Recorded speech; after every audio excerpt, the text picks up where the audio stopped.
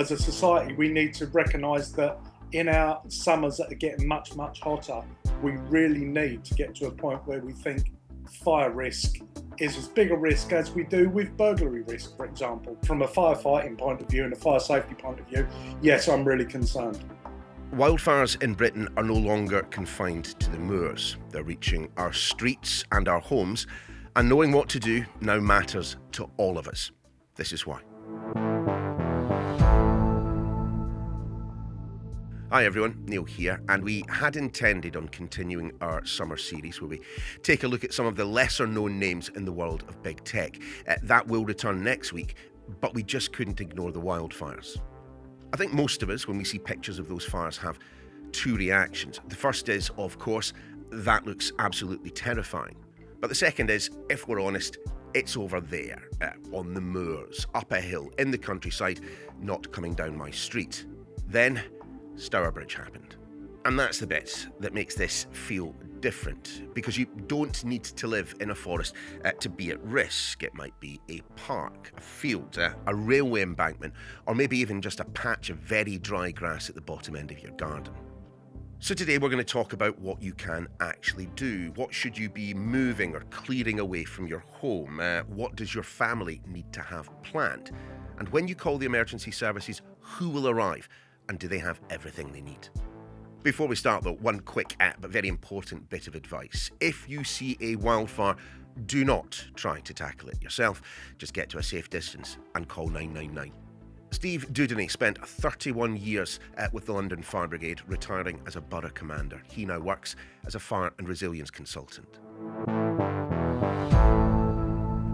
Steve, look, you yourself have tackled wildfires up close. And the one I'm thinking of is back in 2011, the Swinley Forest wildfire. You were there. Just for those who've not experienced it up close, what's it like? It's it's fairly terrifying. You know, I mean, fires are normally bounded within a building. Certainly for city firefighters like me, you know, you're used to dealing with fires inside buildings, small grass fires, and so on. But when you get in the middle of something like that, the power of nature is really the noise, the smell, the heat is really quite overwhelming, and it makes you feel really vulnerable. With the experience you've had, not just in 2011, but across the course of your career, you no doubt have been paying careful attention to what we have seen this summer in terms of wildfires. What struck you about what has been going on in 2026? I think 2022 was a precursor when you had the village of Wennington, where a wildfire started allegedly in a compost heap, spread to grass, then it spread into those houses across multiple areas. And then about 5 miles to the west of me is Dagenham. And again, on the same day, the same afternoon, a fire started there in the parkland that spread and took out about 8 houses. I think there was 16 houses taken out in Wennington and about 8 in Dagenham. The first time we've had a really hot summer since. Again, it fell to West Midlands yesterday, because, you know, you're seeing sometimes on these days a 500% increase in calls to the fire service control rooms.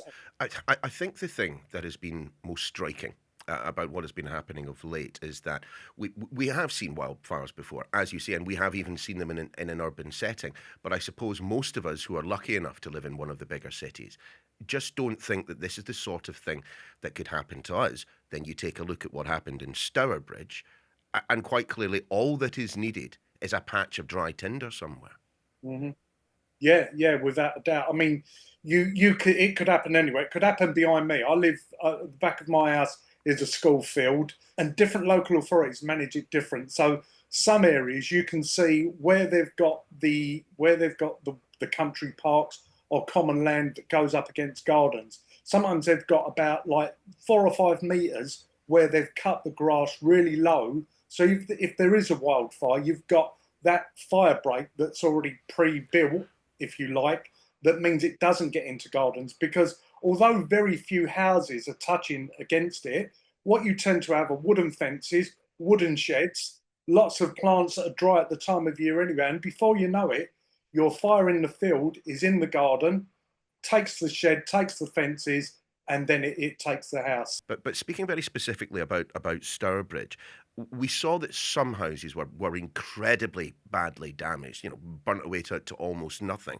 A couple of meters away, some houses look barely touched. Why might that have happened? It's because when you've got a grass fire or a wildfire, tends to be on a really broad front. It's not just like one building fire or a car fire spreading from one car to the next, almost in a linear way. These fires are very broad and they often finger out in different directions, because not only have you got the direction that the wind's blowing, you've also got radiated heat. So if you've got a house that has got very little or well managed bit of ground behind it, you could be in a position where the grass there hasn't burnt, you haven't got a lot of radiated heat. Next door might have a big bush, and then that bit will take in a finger, so it will approach that house, get that garden fence. And yeah, I mean, we saw it at Wennington, we saw it last night, and I've seen the aerial footage where you've got houses that are completely untouched. Then you've got one either side of it that's partly burning, another one has already burnt. So it's just the way fires spread, because it is such a broad fire front and it moves so quickly, it's almost impossible to determine where to put your resources. So who, in your mind, Steve, needs to be thinking very seriously about whether or not their home might be at risk from this sort of fire? I mean, it's pretty clear we're not just talking about, properties located in the remote countryside anymore. No. I can think of lots of examples of, even terraces of houses where gardens back onto each other.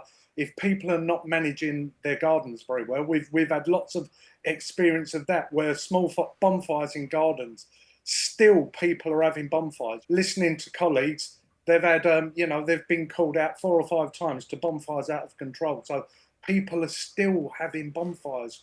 Why? It's obvious. If you've got a wildland or a common or a country park behind your house, then common sense dictates you want to be liaising with the local authority to try and keep that area behind your house well managed. But if you are in a terrace of houses with back-to-back gardens, as you might get in inner London, someone's had a bonfire next to their shed. Really, there's very little you can do. And I don't mean to sound negative, because sometimes it's a whole community, it's a whole education change that as a society we need to recognise that in our summers that are getting much, much hotter, we really need to get to a point where we think fire risk is as big a risk as we do with burglary risk, for example. Well, just for a second then, Steve, pop your firefighter's helmet back on and imagine that you are taking a walk around, a kind of a 2 up, 2 down terraced property, car space out the front, a little bit of a garden out the back. What would you be looking for? Managing dead foliage, really, cutting back the trees, sweeping up leaves, clearing your gutters, making sure, how many people dump rubbish beyond their garden sheds, out of sight, out of mind. Compost heaps are a notorious danger because they self-heat. When it comes to the summer, tidy your garden, do a spring clean, if you like, and then look at that risk from wildfires. Give yourself the best chance by taking away all of that dead stuff. Clearly, barbecues, manage them really well. And I'm not saying people shouldn't have barbecues. I'm a regular barbecue person, but I've certainly avoided them this year because my garden is so dry. There's nothing I can do to help my garden. But really, it's just thinking about looking at what will burn, trying to reduce it. So prevention is the best thing you can do. And then in terms of protection, what I would say is we never would encourage people to try and tackle fires. Can I just pick up on something there? Because I think, if you've served in the military, you've been in the fire brigade, or indeed you've been a journalist, you will understand what a grab bag is. But essentially, it is a bag you have right next to the front door with your essentials in there that if push comes to shove, you can pick up and you can be out the door in 30 seconds. Are you saying that, if we are living in a part of the world where, there is a significant or an increased risk of wildfire, we should be thinking, making plans to get out of there, having a kind of an escape plan in your head if the worst comes to worst?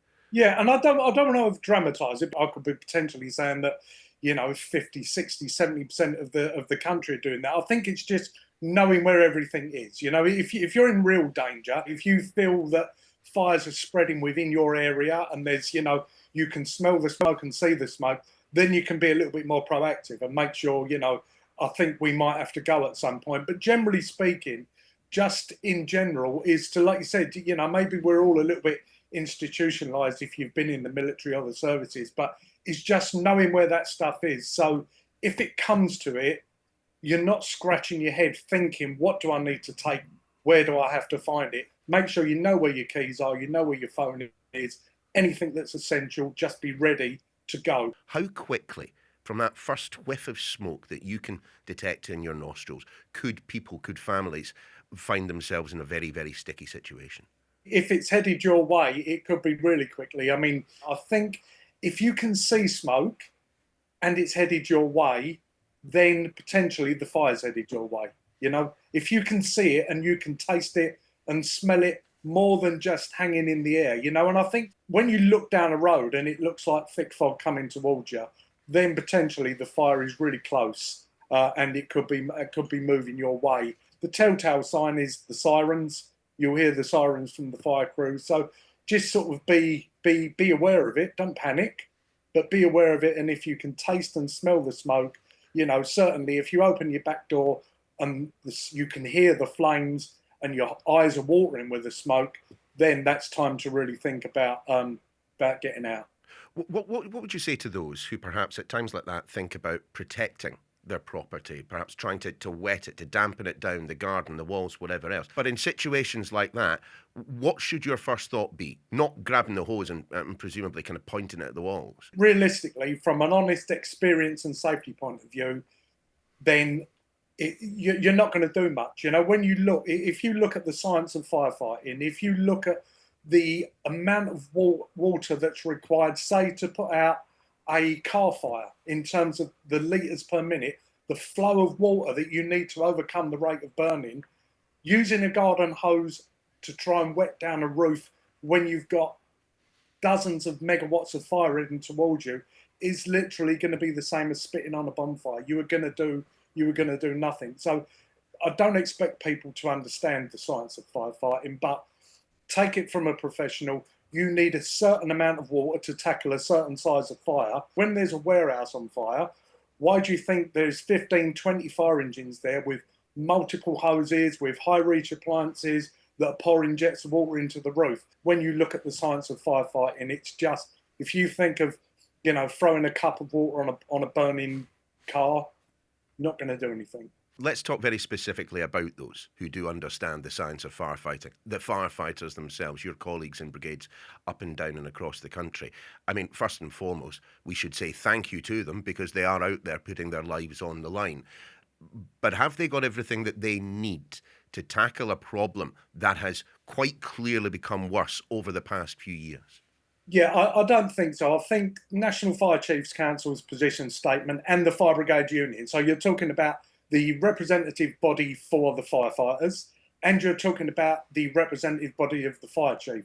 They're all coming together and they're all talking about on the same terms. I think the Fire Brigade Union have agreed this week that they're going to have a national fire summit where they're bringing together the fire chiefs, government, various departments. You need the Home Office, you need DEFRA, you need the farmers, you need academics, you need people who understand science, climate change people, the representatives of the fire chiefs, the representatives of the firefighters, all need to come together. But largely, generally speaking, it varies across the country. Clearly, both you and I feel that what we are seeing this summer is not an exception, that we are going to see more summers like the one we are currently experiencing.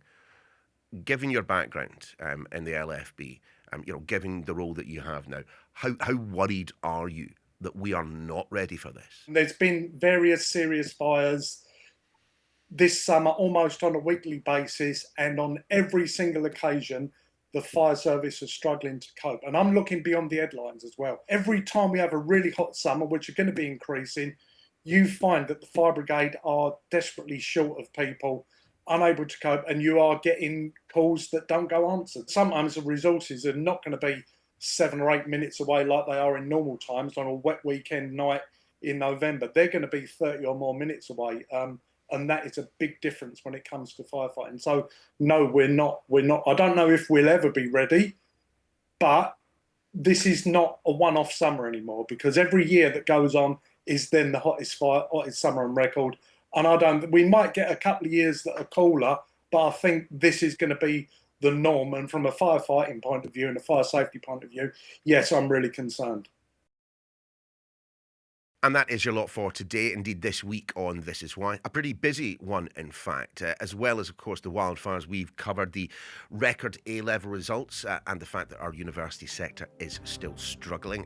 Benjamin Netanyahu putting the brakes on a Gaza peace deal. We've also been covering prisons and the early release of some pretty violent criminals.